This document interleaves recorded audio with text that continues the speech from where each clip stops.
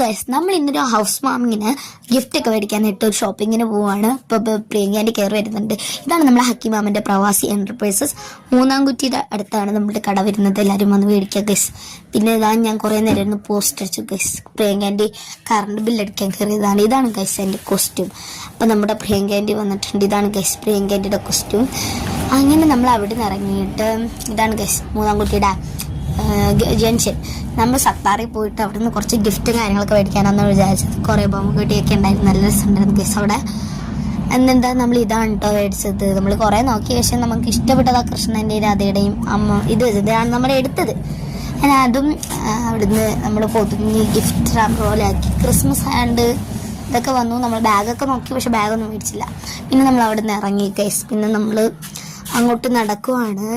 നമുക്ക് പിന്നെ മേടിക്കുക സ്റ്റോറിലും ധനിയിലും കയറണമായിരുന്നു. അങ്ങനെ ധനിയിൽ കയറിയിട്ട് കുറച്ച് സാധനങ്ങളൊക്കെ എടുക്കാനുണ്ടായിരുന്നു.